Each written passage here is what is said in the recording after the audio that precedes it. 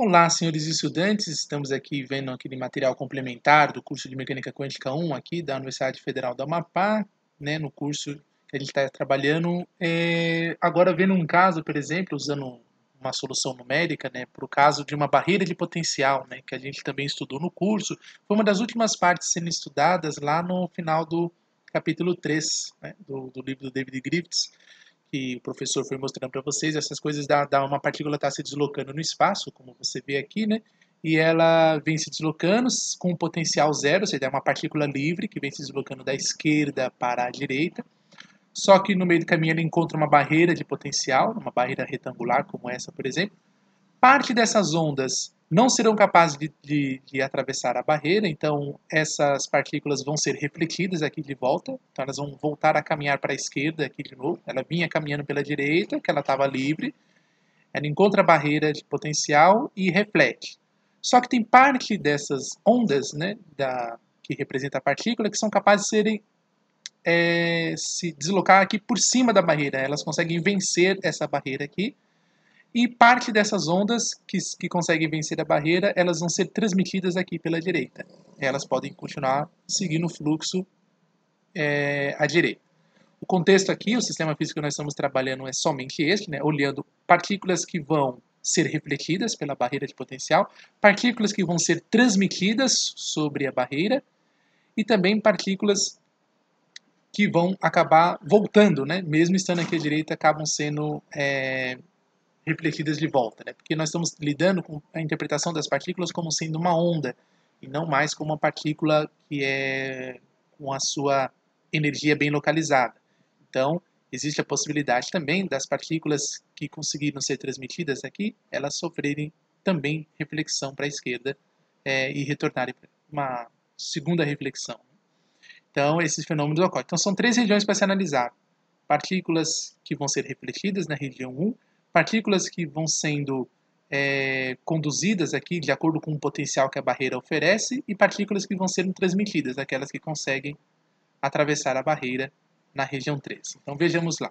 Bom, aqui são os procedimentos do software do matemática, como havia comentado no vídeo anterior, da partícula livre. Da partícula dentro de uma caixa, né, que era o poço quadrado finito. Agora aqui é o caso da partícula numa barreira de potencial.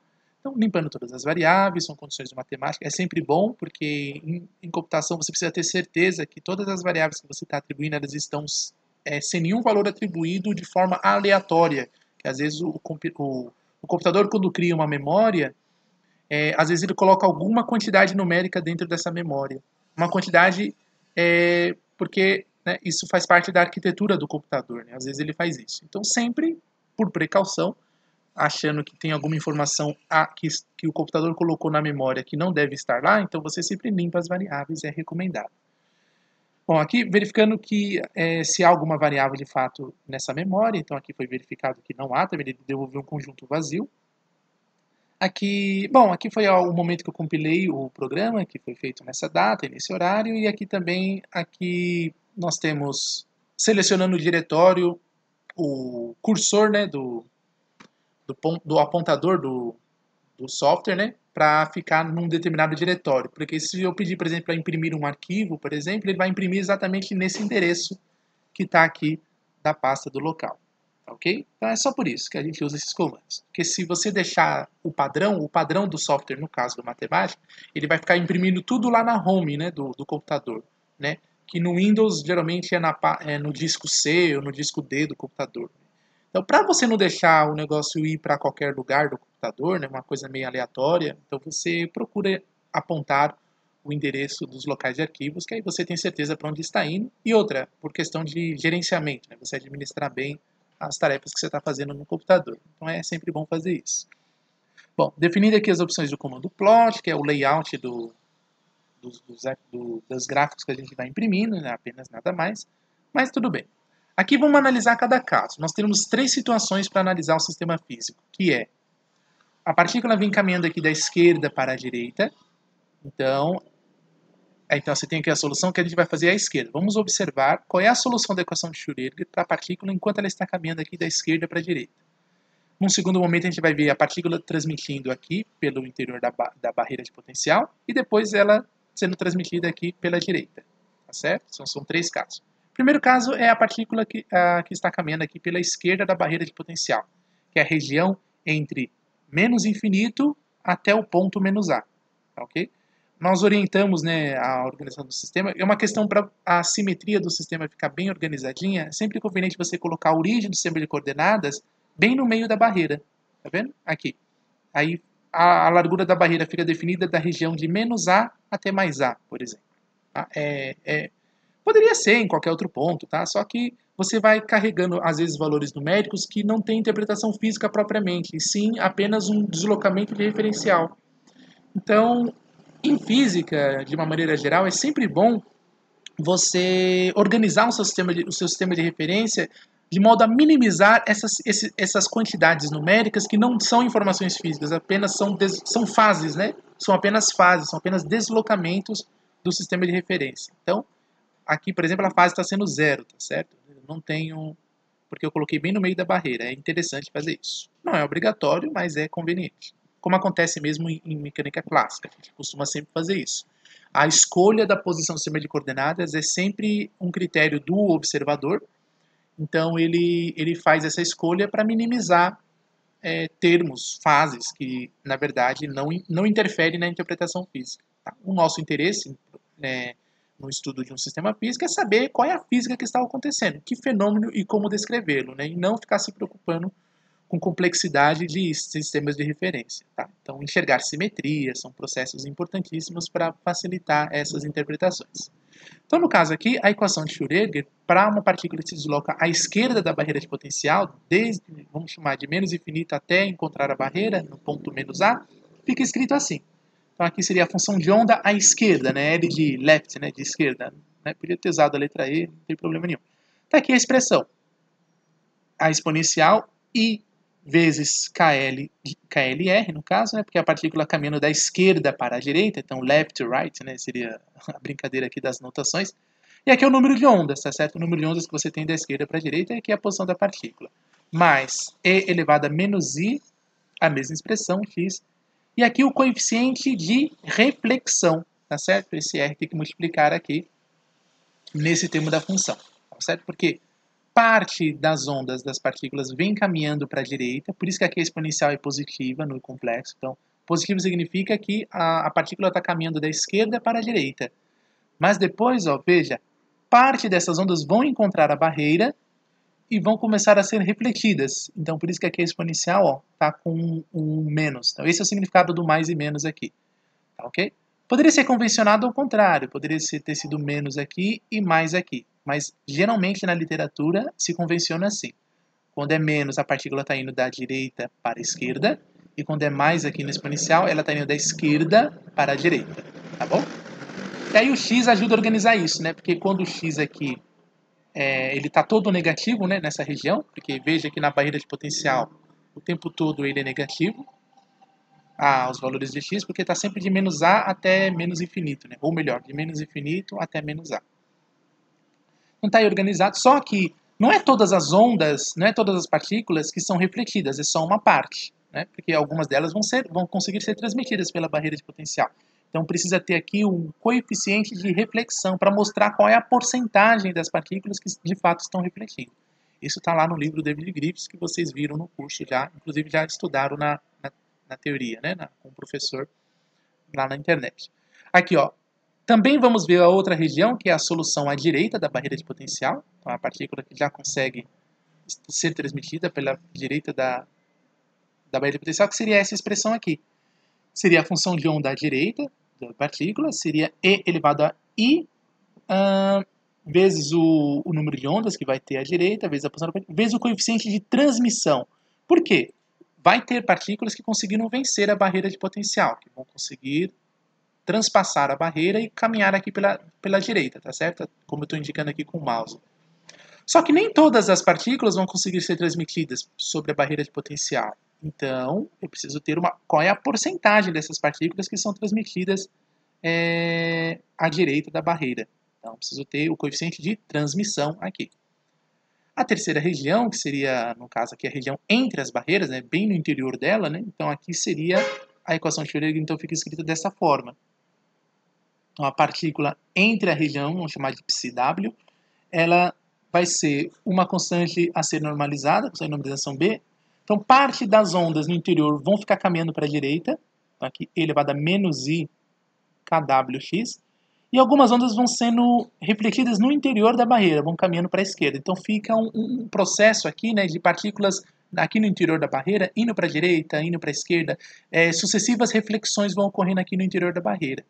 Porque a partícula, enquanto ela caminha no interior da barreira de potencial, ela está enfrentando o potencial que a barreira oferece. Como a própria palavra nos dá essa intuição, né? Uma barreira, uma dificuldade que as partículas têm de passar por essa barreira aqui. Okay? Então, as partículas, enquanto ela caminhando aqui na esquerda, ela vai... Pode ser uma partícula ou várias, tá? Esses processos de coeficiente de reflexão e transmissão ocorrem até mesmo com uma única partícula sozinha. Isso é interessante em mecânica quântica porque se fosse em mecânica clássica, as partículas elas só conseguiriam ser refletidas aqui na barreira de potencial, parte delas estariam aqui na região superior e poderiam ir para frente, seguir viagem, né? Agora, e não passando pelo interior da barreira. No caso da quântica, as partículas podem, inclusive, passar pelo interior da barreira, estatisticamente falando, só que mesmo que você coloque uma única partícula, ela também sofre o processo de transmissão e reflexão. Okay? Elas podem sofrer aqui, mesmo uma única partícula sozinha.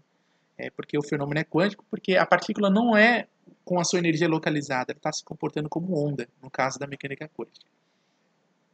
Bom, aqui só queria citar que, no caso, enquanto a partícula caminha pela esquerda da barreira de potencial, o potencial é zero, ela está caminhando como partícula livre. Quando ela enfrenta a barreira de potencial, enquanto está aqui no interior, ela está enfrentando um potencial, vou chamar de potencial V, e depois, quando ela é transmitida, ela volta a se comportar como partícula livre. Ela não tem o enfrentamento do potencial. Tá? Então, essas três situações são atribuídas aqui. Então, todas essas informações a gente guardou aqui nas três soluções da equação de Schrödinger para os três casos.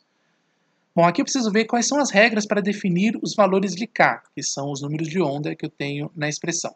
Do que nós já conhecemos no livro do Griffiths, né, no curso de mecânica quântica, nós temos que as regras, né, vou chamar aqui de K-regras, né, seria igual a as regras para definir quem é o KW, que é enquanto a partícula está no interior da barreira de potencial, é essa expressão aqui, raiz quadrada de 2 vezes a massa da partícula, vezes a energia que ela possui, menos o potencial que ela está enfrentando dentro da barreira, chamado de potencial V0. Sobre a constante de Planck, H cortado sobre... H cortado quer dizer a constante de Planck sobre 2π, né? Então está representada aí H cortado. A outra regra também é para os valores de KLR, que são os números de ondas associadas às partículas enquanto ela caminha à esquerda da barreira de potencial para a direita. E depois que ela foi transmitida também para a direita da barreira de potencial, não tem a presença do potencial, tá vendo? O potencial é zero, porque enquanto a partícula está à esquerda da barreira, ela se comporta como partícula livre, e depois que ela venceu a barreira de potencial, ela também se comporta como partícula livre. E aí fica só 2 vezes a energia vezes a massa da partícula sobre H cortado. Bom, as condições de contorno que nós temos que ver para esse caso, né? Porque agora, veja, tem três condições de contorno, né? À esquerda da barreira de potencial é uma condição de contorno, na própria barreira de potencial é uma outra condição e à direita também. Então vejamos aí, vamos escrever, vamos guardar na memória do computador uma variável chamada equação 1. E aí vamos colocar lá. Quais são as condições de contorno que nós aprendemos em mecânica quântica? A função de onda à esquerda da barreira de potencial deve ser igual à função de onda no interior. Só que isso é verdade quando você está exatamente na fronteira, encostado na barreira de potencial. Tá vendo? X está valendo exatamente igual a menos A. Então, exatamente nesse momento, as funções de onda à esquerda da barreira de potencial e no interior dela têm que ser as mesmas. Por isso que está escrito aqui a diferença entre elas ser igual a zero. Ok? Então, veja, se a gente olhar aqui na figura, vamos ver a primeira que está aqui. Ó, exatamente onde eu estou aqui passando o mouse, exatamente neste local, é a fronteira entre a região fora da barreira e no interior dela, que é essa parede da barreira de potencial. Ela está exatamente no ponto menos A. A função de onda nesse local deve ser a mesma. Aqui descreve no interior o comportamento da partícula no interior da barreira e quando da esquerda. Por quê? Isso é chamado princípio da continuidade. Então, a partícula tem que ter, a função tem que ser contínua nessas diferenças de localidade, tá certo? Isso também é verdade nesse outro local. Nessa outra parede, na região no ponto A, também a função de onda que descreve a partícula, o comportamento dela no interior da barreira, deve ser igual depois que ela consegue vencer a barreira. Tá? Então, isso é o princípio da continuidade que deve ser satisfeito na função. Então, as derivadas também vão ter que ser igual a zero, porque quem vai me dizer exatamente como é que a função se comporta neste ponto da barreira, desse ponto da parede da barreira de potencial e também nesse outro ponto, é você pegar os menores intervalos de posição possível. Então, você vai caminhando para o ponto A negativo e vai caminhando para o ponto A positivo. No caso de caminhar para o ponto A negativo, você faz isso através da derivada. A derivada vai pegando pequenos intervalos, né? Até um intervalo diferencial. Quando você tiver um intervalo diferencial, você finalmente está no ponto A. Então, vejamos aqui, é o que está sendo avisado aqui para a gente. A função tem que ser a mesma exatamente na parede, no ponto menos A. A função de onda também tem que ser igual, no caso, na parede à direita, tá vendo? Que é no interior, tá aqui a função de onda no interior da barreira, e à direita, tá certo? A função de onda à direita. Tem que ser também iguais no ponto mais A, ok? O mais aqui foi só preciosismo, tá? No matemática, assim como na linguagem matemática de uma maneira geral, o positivo nem sempre precisa ser explícito, mas ali só foi para chamar a atenção. Mas tá vendo? As derivadas também tem que ser zero, que é o princípio da continuidade, que eu tenho que ter aqui. Aqui, ó. Então, isso também tem que ser, no ponto menos A, tem que ser iguais as derivadas e aqui também. As derivadas, ainda bem que isso é uma verdade, né? Porque as derivadas nos ajudam a definir essas quantidades, né? Então, vejamos aqui. Para o caso, vamos definir as quantidades que vão ter as constantes A e B, no caso da função de onda que está no interior da barreira de potencial, enquanto a partícula está no interior dela. Então, eu vou pedir para resolver a equação que a gente chamou de 1, que são todos esses casos, tá? Esse aqui é um sistema de equações, tá certo? Essa Chaves ajuda a organizar isso. Então, você tem um primeiro sistema de uma equação aqui em cima, uma segunda equação, uma terceira e uma quarta. É um sistema com 4 equações. E eu peço para resolver todas, porque o matemático vai resolvendo cada uma de forma independente. Então, aqui está a definir as quantidades A, B, o coeficiente de transmissão e o coeficiente de reflexão. Faça isso de maneira completa, né, e de forma simples, simplificando toda a expressão. Esse comando aqui, flat, é apenas para imprimir um embaixo do outro, né, nada mais, tá bom? E aí, para garantir isso, a gente manda imprimir na forma de coluna, que é para ficar cada valor. Então, ele vai resolver esses casos, e isso é capaz de dizer quem são as constantes. Porque se a gente voltar aqui para olhar, por exemplo, deixa eu subir um pouquinho mais, ó, a função de onda no interior da barreira tem aqui uma constante de normalização a ser definida, que é o B e o A, ambas, né? E no caso, a função de onda à direita, que depois que a onda foi transmitida, tem que definir o coeficiente de transmissão, que a gente ainda não conhece, bem como, no caso, a onda que caminha ainda do lado esquerdo da barreira de potencial também. Tem ondas que vão sofrer reflexão, tem que ser definido esse coeficiente de reflexão, tudo através dessas condições de contorno que nós escrevemos aqui nesse sistema de equações. E aí, ó, veja só que ele devolveu para mim, né? Manualmente, a gente sabe que esse aqui é um processo bem longo e trabalhoso, mas é tudo analítico, né? Dá para fazer tudo de forma analítica. Aqui eu só estou mostrando uma versão via software, né? Para vocês verem como organizar isso para você ter uma maneira de expressar, né? Então, lembra, o computador, ele basicamente, para nós físicos, interessa ele fazer processos de recursão, né? Então, essa é a vantagem. Então, aqui está definida a quantidade A como sendo menos 2 vezes essa expressão da exponencial, com o x substituído no valor A, tá certo? Adequadamente feito. Aqui, essas quantidades KLR, KW, está aqui tudo definido dessa forma. Bem como a quantidade B, que também já está bem definida. O coeficiente de reflexão está aqui. E o coeficiente de transmissão também, tá certo? Está tudo que ele devolveu para a gente expresso todos esses valores. Esses valores se encontram guardados na memória do computador através dessa variável chamada ABRT, né, que é de reflexão, transmissão, e aqui é uma regra, tá? É Rayleigh de regra, né? Apenas isso. É a regra que foi usada para a obtenção desses valores. Então está guardado na memória. Agora, vamos definir também para a função os complexos conjugados, porque você, para calcular, por exemplo, observáveis, extrair observáveis desse processo, você precisa conhecer a função de onda e o seu complexo conjugado, que o produto delas vão dando para a gente as informações da densidade corrente, principalmente para obter, enquanto a partícula está caminhando no interior da barra, nesse momento, a partícula vai sofrendo reflexões, e nesse interior aí, a gente precisa saber como é que é a densidade de corrente de probabilidade da partícula. O quanto dessas partículas estão conseguindo ser transmitidas e refletidas quando elas enfrentaram a barreira de potencial. Então a gente tem que calcular a chamada densidade de corrente de probabilidade, ou simplesmente chamada densidade de corrente. Tá? Então eu vou precisar conhecer, né, o complexo conjugado da função de onda por causa desse cálculo. Então você tem aqui uma expressão, que vamos chamar de ESP, vamos atribuir a ela o complexo conjugado, que o símbolo de asterisco dessa forma representa isso. A expressão aqui, ela vai ser definida como sendo o complexo das quantidades A e B, que ainda vão ser atribuídas aqui, e que por fim implica, né, que esses complexos sejam de A e menos B. Ok? Então a parte complexa que vai ser definida em B, ó, é atribuído para ele a troca de sinal. Ok? Aqui eu estou usando o matemática para... eu que estou construindo o complexo conjugado, eu que estou ensinando matemática como fazer o complexo conjugado. Apesar de que ele também tem esse comando interno, né? Mas aqui eu vou precisar fazer isso porque eu ainda não defini a função, né? A expressão, que vai ser definida agora, tá vendo?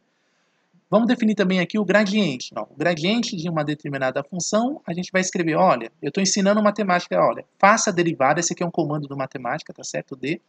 Faça a derivada da função, que no caso está sendo chamada de f, onde nesse local aqui, a tecla Sharp, né, ela vai representar para a gente que é para todos os valores em x, y e z, que devem ser atribuídos aqui, onde está a posição do Sharp. Né? Aqui o e-comercial, ele avisa para mim que eu devo atribuir esses valores aqui, fazer posição de memória, né, com a posição igual. E aqui o arroba, barra arroba é para todos, né, que significa para todos os valores de x, y e z. Então, ao definir a função, por exemplo, fluxo, né, o movimento da partícula, por exemplo, a função atribuída para cada um desses valores, vai ficar definido então h cortado sobre 2i vezes m, e aqui está a função complexo conjugado dela, vezes o gradiente da função, menos o gradiente do complexo conjugado vezes a função. Isso aqui é a chamada densidade de corrente, tá? Que também é conhecida lá no livro do Grieg, vocês podem consultar essa função lá, e também quando o professor explicou para o cálculo do coeficiente de transmissão. Então tá, ensinamos aí o matemática sobre o que eu quero usar dessas expressões, e agora vai. Definindo aqui a quantidade do fluxo da partícula da função de onda à direita, tá vendo aqui? Para o coeficiente de transmissão sendo zero, no caso aqui, a gente tem lá então, e atribuindo, né, aquelas constantes A, B, coeficiente de transmissão e reflexão atribuídos aqui. Aí ele devolve para mim essa expressão aqui. KLR, H cortado, sobre a massa. Na direção X, tá vendo? Aqui é um vetor, tá? Um vetor representado no matemática. Então, na direção X, a partícula sofre o processo de transmissão caminhando pela direita, tá? Então, foi importante dizer que o coeficiente de transmissão de reflexão fosse zero para mostrar que a partícula só está caminhando para a direita, que isso é o que descreve a função de onda PCL. Aqui ainda não está sendo, a partícula ainda não encontrou a barreira de potencial, ela só vem caminhando pela esquerda. E aqui só acontece no eixo X, tá certo? Porque é isso que a figura nossa estava representando, né? Uma partícula caminhando unidimensionalmente, né? Não está caminhando no eixo Y nem no eixo Z. Se fizesse isso, seria os equivalentes aqui em Y e Z, tá? Mas não é o caso. Aqui apenas para saber se ele guardou mesmo, né, a informação que está sendo plotada. Então tá ok. Então é aqui a partícula seguindo pela esquerda antes de refletir na barreira de potencial. Ó, o fluxo, agora vamos ver o fluxo para a reflexão propriamente dito, que a partícula finalmente alcançou a barreira de potencial, então aqui você vai ter uma função, um fluxo de partículas voltando para a esquerda, né? Antes ela estava caminhando da esquerda para a direita, agora elas estão sendo refletidas, parte delas. Aí eu posso aproveitar a expressão das partículas que caminhavam à esquerda, porque elas carregam já a definição do coeficiente de reflexão no interior delas. Menos aquela quantidade da função que está sendo atribuída aqui para as partículas que estão à esquerda. Agora eu não defino o coeficiente de reflexão zero, porque na verdade ele vai carregar o valor original dele, porque agora é a parte das ondas que estão de fato sendo refletidas. Mas veja que é a diferença, tá vendo? Eu tenho as partículas que estavam caminhando livremente da esquerda para a direita, menos parte das partículas que vão ser refletidas. Tá certo? Isso é que me dá, de fato, o fluxo que está sendo refletido. E aqui, atribuindo os valores de A, B, R e T, conforme a regra que a gente definiu lá. E aqui a gente pega uma expressão para uma expressão na sua forma trigonométrica, é preciso avisar isso para ele, né? Que é essa expressão, porque isso envolve as exponenciais complexas, que na verdade é a relação de Euler, né? Então eu precisava avisar para a matemática que essas funções são trigonométricas, senão ele vai correr os valores como se fosse uma função aleatória. Então aqui está a expressão então para o fluxo de reflexão das ondas, ok? Que atende a essa expressão aí, só para a direção x, tá vendo? Tudo para a direção x. A direção y e z está sendo zero. Bom, o fluxo para a transmissão, que são aquelas partículas que conseguiram vencer a barreira de potencial, elas envolvem o fluxo das partículas que foram refletidas, né, pela direita, porque isso também elas conseguem fazer, né? Então, eu estou aproveitando as expressões, tá certo? Para não ter que reescrever de novo as expressões. A expressão da reflexão é igual da transmissão, apenas a mudança de R para T, né? Lá multiplicando a expressão, na verdade. Então, estou aproveitando essa expressão aqui. Já está tudo definido, organizado bem direitinho lá em cima, né? Então não tem problema. Tá? Aqui são as partículas que foram transmitidas. Bom, aqui agora vamos organizar, né? Que os coeficientes de reflexão e transmissão estão organizados aqui, dessa forma, onde eu faço, como é que fala? Alocando memória, né? Então eu estou alocando uma memória antes da vírgula aqui. RR vai ser definido como o fluxo das partículas refletidas, na posição 1, tá vendo? Como ele está mostrando ali. E dividido, né? Isso dividido pelo fluxo incidente, também na posição de memória. E aqui também tem o T fluxo, fica a segunda posição de memória, que é o que está depois da vírgula, vai ser o TT. Então tá aí, do fluxo dividido pelo fluxo de incidência. Aí, finalmente, a gente consegue extrair exatamente quem é o coeficiente de reflexão e o coeficiente de transmissão com as condições de contorno já atribuídas. Tá? Então essa foi a vantagem aqui. Bom, agora vamos verificar se a soma de fato dá 1, porque isso a gente aprendeu lá no Griffiths, né? Em mecânica quântica geral. O coeficiente de reflexão mais o coeficiente de transmissão deve ser igual a 1. Então, será que realmente a soma dessas duas expressões está dando 1? Aí você pode fazer o teste aqui, no matemática. Você soma o coeficiente de transmissão mais a reflexão e diga que é igual a 1. Aí ele avisa que é verdade, tá vendo? Realmente, tem razão. Quando você somou o coeficiente de transmissão com reflexão, de fato é igual a 1. Então ele devolve aqui como verdadeiro. True, né? Na língua inglesa. Né? Então a programação é feita, o software, né, trabalha nessa língua. Então tá aqui. Os valores, então, que a gente tem para o caso, a gente vai atribuir aqui para fazer o plot dos gráficos, né? Ele envolve a constante de Planck dividido por 2π. São números muito pequenos, são na ordem de 10 a menos 34. Então, isso pode estourar a capacidade da máquina, que a gente chama de overflow, né? A máquina não consegue absorver aqueles valores porque é uma divisão com números muito pequenos, pode ir além da precisão da máquina. Ou mesmo, né? Às vezes não é nem porque vai acontecer overflow no sistema na hora que o cálculo é feito, mas na verdade muitas vezes é porque os números ficam tão pequenininhos e o gráfico fica carregando muitas potências de 10, muita coisa mínima, né? Então, e aí você às vezes quer comparar duas funções, né? Que é só que elas estão tão próximas na sua realidade, né? Aí você, definindo quantidades com valores macroscópicos, né? Você faz com que as funções fiquem qualitativamente mais distantes umas das outras e você consegue enxergar o comportamento delas, que é o que fisicamente é mais relevante para a gente analisar. Então veja só, vou atribuir os valores, a constante de Planck eu vou definir como o valor 1, a massa da partícula também vou definir como 1, e no caso a largura da barreira de potencial vai ser definida como 1, à esquerda e à direita do ponto de referência. Definir grandezas físicas com valor 1, a gente chama isso de unidades naturais. Tá? É muito comum acontecer em física de partículas, no mundo subatômico, a gente faz isso. Claro que, ao definir essa quantidade, você tem que carregar essa informação da constante de Planck lá nas unidades de medida que você tiver. Né? Então, se você tem lá a unidade de medida, por exemplo, da massa, seria quilogramas, né? No Sistema Internacional de Unidades. Só que, quando eu defini a massa igual a 1, então a unidade de quilograma foi dividida em todos os números que aparecem nos cálculos. Então a unidade fica lá, na verdade, escrita como algo como quilogramas ao quadrado, coisas desse tipo, para compensar essa divisão que ocorreu, né, aqui das massas. Não na unidade. A unidade da massa fica sem unidade, ela fica adimensional, né, no caso, como exemplo. Mas aí todas as outras grandezas físicas vão ficar carregando a divisão da massa, a divisão da unidade da massa. Então acontece isso. Então veja só o gráfico que a gente plota aqui. Ficamos com, no eixo X aqui, ó, veja, aqui é a definição dos comandos de plotagem, né? Então aqui o comando plot, Estou pedindo para imprimir duas funções, a função, o coeficiente de transmissão, de reflexão e o coeficiente de transmissão, nessa ordem aí. De acordo com as regras que nós definimos, né? Como é que define o valor do potencial, que aqui vamos inventar o valor menos 100, por exemplo, e os valores aqui para que evolua, né, os valores de energia desde o valor 1 até o valor 200, só como exemplo. Seria joules, né, o valor variando, né? Só que agora joules provavelmente está dividido por quilograma, deve estar multiplicado por outro joule vezes segundos por causa da hora que definiu a constante de Planck sendo 1, né? Aqui, no eixo X vai ser atribuído os valores da energia, no eixo Y vai ser simultaneamente atribuído os valores do coeficiente de transmissão e de reflexão, tá ok?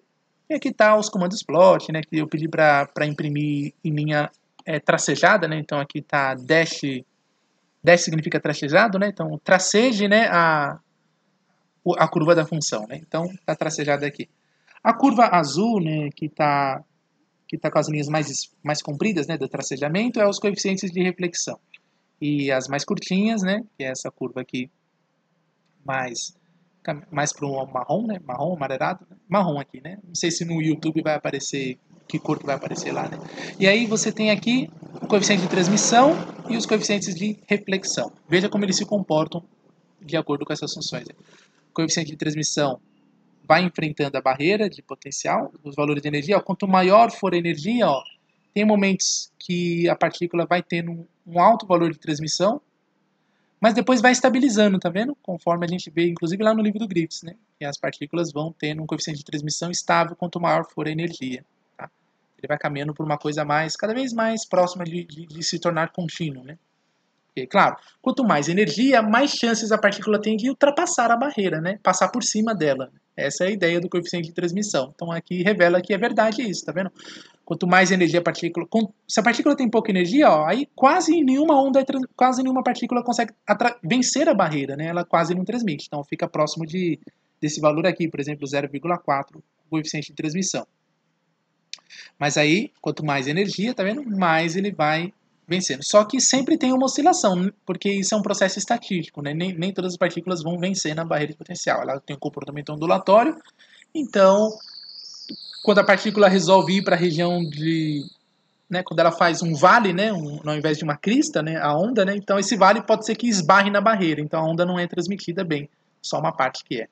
Agora, quando tem a crista da onda, então aí ela consegue, a crista fica ainda mais alto do que a barreira de potencial. Aí, de fato, ela pode transmitir. Então, vai fazendo essa combinação de situações. Para o caso do coeficiente de reflexão, a gente tem o processo inverso, né? Quanto mais energia a partícula tem, ela vem e colide com a barreira de potencial cada vez com mais intensidade. Aquelas que são refletidas, tá bom? Aquelas que na hora que elas estavam caminhando da esquerda para a direita da barreira de potencial, se ela vir com muita intensidade, bate na barreira, a chance de refletir é cada vez maior, né? Cada vez menor, né? Porque aí as partículas vão vencendo cada vez mais. Porque quanto mais energia ela tem, maior vai ser o tamanho da onda da partícula, então mais chances dela ficar sendo transmitidas. Então é isso que você está vendo aqui. Ondas, mais chances de transmissão, quanto maior a energia, e menores chances de reflexão. Ok? Porque aí é combinado. E por isso que a soma dá 1, né? Por isso que a soma de fato tem que ser 1, porque esse aqui são a parte das partículas que foram transmitidas. E aqui são parte das partículas que foram refletidas. Só que a soma das transmitidas com as refletidas é o total de partículas envolvidas no sistema. Então, como isso aqui é uma relação de percentual, então o percentual transmitido mais o percentual refletido tem que ser 1, porque é o 100% das partículas que eu tenho aqui. Por isso que a soma de fato tem que ser 1. Tá ok?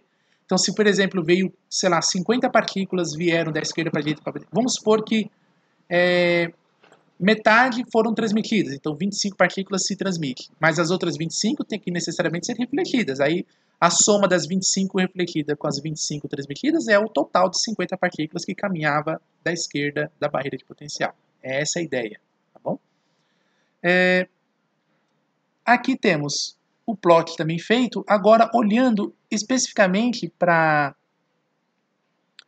energia em função desses coeficientes de transmissão. É a mesma, na verdade, a mesma região. Né? Só que agora a gente vai olhar para o coeficiente de reflexão e transmissão com o potencial valendo 1, potencial bem menor, Eu coloquei ali o exemplo anterior de uma barreira de potencial bem grande, né, com potencial valendo menos 100. Agora o potencial valendo 1, os valores de energia continuam variando agora valores de 0 a 5, ou seja, valores bem menores, ok? Do que o exemplo anterior. E aí, graças à relação de recursão que a gente pode fazer aqui no software, a gente tem uma clareza melhor do que está acontecendo. O coeficiente de transmissão com baixa energia, ele é muito baixo. Ele encontra um valor que está vendo bem alto aqui, por exemplo, nessa localidade, em torno de 2, 2,5 o valor de energia. E depois ele estabiliza, tá vendo? O coeficiente de transmissão vai ficando mais ou menos a mesma coisa quando vai aumentando a energia. Aqui é uma maneira para você ver que no gráfico anterior, quando você tem uma grande barreira de potencial e um grande volume de energia, você fica vendo esse sistema oscilando, né? Se você quiser ver uma estabilidade, né? Você pensa em menos energia e uma barreira menorzinha. Aí vai dando uma coisa mais estável de transmissão. E de reflexão também, mais estabilizado. Mas é o mesmo comportamento, é o mesmo fenômeno. Bom, plotando agora os gráficos em 3 dimensões, né, que a gente vai vendo aqui. Então aqui as definições dos comandos estão lá. Coeficiente de transmissão para os valores de K atendendo às regras que a gente observou, que é as condições de contorno, e para os valores sendo atribuídos de A igual a 1. E aqui a gente vai pedir para evoluir os valores da energia de 0 até o valor 10, os potenciais variando de menos 20 até 0. Ok? E aí a gente vai ter aqui também... Bom, aí os comandos de plot permitem a gente enxergar isso aqui. Tá vendo? Os valores de energia ficam nesse eixo aqui, né? Você está vendo, visualizando. Aqui ficam os valores do potencial, para você ver que se você for aumentando o potencial da barreira de potencial, a maneira como a onda vai se comportando, ó, deixa eu indicar aqui. Ó, daqui para cá você vai aumentando o potencial da barreira. Aí você vai vendo ó, que o coeficiente de transmissão, quanto maior for a barreira, menor, tá vendo? Tá caminhando para a região inferior, tá vendo aqui? Ó, tá tendo um vale né, nesse gráfico. Que ele está representando. Então, quanto maior o potencial, menores as chances de transmitir a onda. Tá vendo? Mas, ao mesmo tempo, se a partícula ficar ganhando energia, apesar dela estar... apesar da barreira de potencial estar aumentando, vamos supor que a barreira de potencial, que você vai trocando a barreira de potencial, por exemplo, por barreiras cada vez maiores, mas se a energia for aumentando também, pode ser que haja uma compensação. Então, se você fixasse a barreira e fosse só aumentando a energia, claro que o coeficiente de transmissão vai ficar cada vez mais alto, tá vendo? Aqui é uma crista, é um aumento de transmissão. E aqui é o vale, tá vendo? Só que você pode fazer as duas coisas combinadas, né? Quanto mais você aumentar a barreira, mais difícil vai ser transmitindo. Mas, ao mesmo tempo, se você aumentar a energia, vai compensando, tá certo? Aí você vai compensando que a transmissão pode continuar ficando estável. Então, essa é a ideia de ver em 3 dimensões. Aqui, no caso, para o coeficiente de reflexão, o processo é inverso, né, no caso. Veja, quando você vai aumentando o potencial da barreira, cada vez mais reflete ondas, tá vendo? Aqui vai tendo a crista, tá vendo, da onda, ó, vai ficando cada vez mais intensa, a função de onda vai caminhando para o seu valor máximo, né, quando você vai aumentando o potencial. E quando você vai aumentando a energia também, vai acontecendo o contrário. Quanto mais energia a partícula tiver, mais chances ela tem de não refletir, né, porque ela pode ultrapassar a barreira, aí vai diminuindo. Só que se você combinar aumento de potencial com aumento de energia, pode ser que fique uma coisa compensando a outra e a partícula continua sendo refletida cada vez mais. Né? Aliás, cada vez mais transmitida e aí a reflexão fica sempre reduzindo, sempre reduzindo. Essa é uma leitura dessa imagem em 3D. Aqui temos então, ó, veja, a função de onda da partícula caminhando à esquerda do potencial. Lembra que a esquerda tem parte que reflete e parte que simplesmente vinha caminhando da esquerda. Aqui no interior da barreira, que ela sofre reflexões e o tempo todo, né, no interior da barreira, e aqui à direita dela, que foram aquelas que foram conseguindo ser transmitidas. No caso, a gente tem que isso é igual, no caso, as funções de onda à esquerda e à direita aqui. Opa, deixa eu fazer assim, né, indicando, ó, onda à esquerda, à direita, e aqui também a função de onda dessas três aqui, atribuídos os valores, tá vendo? Que aqui é a função de onda original, tá? As funções de onda original, agora aqui estão atribuindo as regras que nós fizemos. A definição do A, do B, do R e do T. Atendendo as regras. Com as regras que nós obtivemos para o K. E aqui agora colocando tudo de uma vez, né? O H cortado sendo igual a 1, a massa sendo igual a 1, a largura sendo igual a uma quantidade AA. E a gente manda simplificar isso.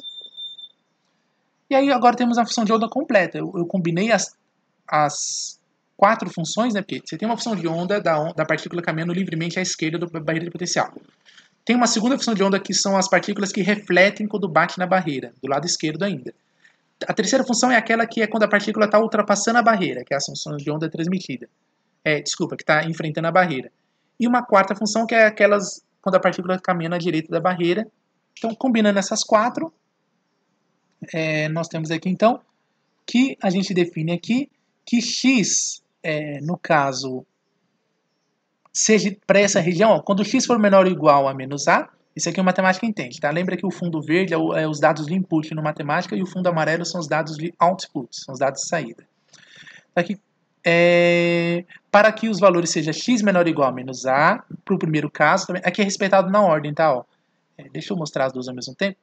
Tá vendo aqui depois de igual, ó? O primeiro valor da vírgula é a função de onda da esquerda, é verdade. Isso aqui, então, ó, para x igual a menor ou igual a menos a. A segunda função, que é essa daqui, é as ondas que são no interior da barreira. Então, é a região entre menos a e a. Né? Como vocês podem ver aqui, na região entre menos a e a. A terceira caso é a função à direita, né, que foi transmitida, que é que a gente ainda vai definir. O que aconteceu no interior da barreira de potencial. Vamos ter que atribuir as funções aqui, os valores, para o caso em que x é exatamente igual a A, que é justamente na parede, tá? É na parede à direita da barreira de potencial. Esse local precisava ser definido, que a gente ainda não tinha feito. E aqui, na região, e depois na região A menor do que x, que é para ficar dentro da barreira, né? E por fim, a função à direita, que é exatamente no ponto A. Então aqui estão todos os casos, todas as posições que a partícula vai passar. E aí você tem, de fato, o plot dessa função, então. Por exemplo, de acordo com a definição que foi feita aqui, né? A é a largura da barreira de potencial, está aqui definido, e atribuído os valores de x. Então, ó, veja, atribuí um valor 2, por exemplo, para a largura da barreira de potencial. E aqui você tem a energia, atribuído o valor 1, o potencial V0 igual a menos 20, por exemplo. E aqui todos para valores reais, tá? Valores reais para o potencial e para a energia. Em que x varia de menos 15 a mais 15. Precisava avisar para a matemática que é real, porque quando ele vê número complexo junto, ele sempre generaliza o conjunto de números, né? Conjunto numérico. Então tá aqui, uma barreira de potencial com largura 2, ó. Tá aí, ó. A maneira como é que a onda se comporta, ó. Então aqui no zero, nós sabemos que o zero foi definido, o sistema de coordenadas lá no início, como sendo exatamente o meio da barreira de potencial, né? Se você lembrar. Então, tá vendo? É muito interessante deixar essa coerência. Ó, veja só. A partícula caminhando na esquerda, que é antes do ponto A, ela... Só que, só tomar cuidado, né? Que nesse gráfico aqui, que a gente está definindo esses plots, ele envolveu a função de onda em si, né? E com os valores de energia e as posições em x. Então, aqui são as posições no eixo horizontal, de menos 15 até mais 15. Lembrando que a barreira de potencial está desde o ponto menos 2 até o ponto mais 2, tá certo? Porque esse é o valor da largura que nós atribuímos para o A. E aqui, ó, enquanto a partícula está caminhando à esquerda do ponto menos 2, né, ela está se comportando como partícula livre, ó, uma senoide perfeitinha, tá vendo? Na hora que chega nesse ponto, que é justamente aqui na região onde vale menos 2, que começa a encostar na barreira, ó como é que se comporta a função de onda. Ela vai se compactando, tá vendo? Só que depois que ela chega aqui, ó, na região 2 positivo, que aí termina a barreira de potencial nesse ponto, a onda volta a se comportar com partícula livre e ela sofre um acréscimo. Ah, professor, por que sofre acréscimo? Porque nesse local a partícula absorveu o potencial dessa barreira de potencial aqui. E aí ela fica bem maior, tá vendo? Aí se comportou aqui, de acordo com as equações que nós já calculamos, tá ok? E também, vamos pensar agora num plot que envolveu a mesma situação, a mesma função de onda para a posição 2, só que multiplicada pelo seu complexo conjugado. Por quê? O que significa em mecânica quântica a função de onda vezes seu complexo conjugado? Que é o módulo ao quadrado dela. Isso é a chamada densidade de probabilidade. É essa informação que é física, é uma informação que você pode extrair dos observáveis. Porque quando você multiplica a posição para densidade de probabilidade, você tem o valor esperado da posição. Quando você multiplica o momento linear da partícula pela densidade de probabilidade, você tem o valor esperado do momento linear e assim por diante. Aqui no caso é pura e somente a densidade de probabilidade, nada mais. Então aí você tem para uma energia valendo 1 e o potencial valendo menos 20, e o x variando de menos 15 a mais 15. Olha lá, quais as regiões mais prováveis de encontrar a partícula nesse processo físico que nós vimos? Tá aqui, ó. Aqui a probabilidade vai variando, tá vendo, ó? Uma chance grande de achar a partícula, depois uma chance pequena, uma chance grande de novo, uma chance pequena, e assim vai variando, vai oscilando. Agora, quando você está na região da barreira de potencial, ó, que fica essa localidade, aqui na região de -2 até +2, ó, a chance de encontrar a partícula fica sempre nessa região, ó. A densidade de probabilidade se compactou, claro, né? Porque imagina, você está enfrentando uma barreira de potencial, você não consegue mais caminhar livremente. Então agora as partículas vão se aglomerando dentro da barreira de potencial. Então a chance de eu encontrar todas elas juntinhas é bem grande. Mas ainda fica oscilando, tá vendo? E não é uma coisa contínua como seria no mundo clássico, se a gente pudesse imaginar. E depois, ó, depois à direita da barreira de potencial, ó, a probabilidade é bem baixa, tá vendo? De encontrar as partículas, tá vendo? Porque aí você já concentrou tudo dentro da barreira de potencial. Então a densidade de probabilidade ela fica bem pequena. Bom, aqui também a gente pode definir um plot vendo a função, vendo como se fosse o movimento das partículas. Né? Então a gente pode definir um plot aqui envolvendo o tempo, a energia e o potencial no interior da barreira. Então aqui definido essas quantidades aqui do plot, energia menos E, energia aqui, tudo definido, em função, evoluindo no tempo. Faltava colocar essa solução, tá vendo? A evolução temporal sobre a função de onda, tá vendo? Que nós estamos atribuindo com as soluções irreais. Aqui também para a solução imaginária, evoluindo no tempo, e aqui variando em x. E agora também variando no tempo que a gente vai atribuir esses valores. Aqui, vamos definir o plot. Aqui é um comando do matemática que chama manipulate. Ele permite a gente ver o sistema evoluindo no tempo, né? Então aqui vamos ter essa barreira de potencial e a gente vê ele evoluindo no tempo para a gente ver aqui. Então eu vou pedir para ele correr, né? Deixa eu lembrar aqui qual é o comandinho. Iniciar, configurar. O automático. Vou pedir para ele fazer o autorun, né? Que é para você ver a imagem dele correndo, tá vendo? Ó? Aqui você fica imaginando como as partículas vão se deslocando. Só que essa imagem não é uma fotografia do movimento da partícula, tá bom? Isso aqui é um gráfico de representação e não de configuração. Esse gráfico de representação permite você ver como é que a partícula se comporta. Lembrando que quem está correndo aqui no Manipulate é essa função de onda evoluindo no tempo. Então, você está vendo aqui a função de onda de fato evoluindo no tempo. Tá? Deixa eu só lembrar aqui que, no caso, aqui você tem primeiro a função de onda que evolui no tempo, tanto para as ondas que caminham à esquerda, as ondas que caminham à direita, né, que está aqui representado no fluxo. Está aqui, né? A primeira seria a função de onda que caminha à direita, tá ok? No X aqui. E aqui também, né? Com as energias, com os outros valores atribuídos, né? Onde tem a parte real e a parte imaginária. Que aí agora é a função de onda verdadeira mesmo, né? Então temos aí a função de onda real e a função de onda imaginária. A linha contínua é real, tá? E a tracejada é imaginária. Como você está vendo aí, ele se comportar. Tá bom? Então, esse material também eu peguei também do material do professor do curso de mecânica de métodos computacionais para mecânica quântica, do professor José Silvério, lá do Instituto Tecnológico de Aeronáutica, por onde eu passei e estudei, né? Por isso que está aqui o símbolo do ITA, né? Para vocês verem. Então tá aí. Veja que bacana você vendo esses dois fluxos variar, né? Aqui você tem aí de fato o comportamento da onda livre, né? Se propagando livremente aqui. Quando está próximo da região da barreira de potencial entre -2 e 2, ela se acumula. Tá vendo? E depois ele tem um valor menor, né? Aqui transmitido à frente. Um valor equivalente, né? Vamos dizer assim, né? Da onda sendo transmitida, como se comportando com partícula livre novamente. Tá bom? Então esse era o exemplo que eu queria passar para vocês, né? Sobre a barreira de potencial, tá ok? Deu para discutir bastante um pouco da física aqui, que eu acho bacana, para vocês terem um exemplo de aplicação, tá? Porque na parte do curso a gente aprende a fazer os cálculos algébricos, tudo, para a gente entender como é que é os mecanismos da mecânica quântica, tá bom? Então fica aí o estudo da barreira de potencial, que faltava falar para vocês também, tá bom? Então até um próximo vídeo que a gente vai tratando aqui no curso, tá bom? Então até mais.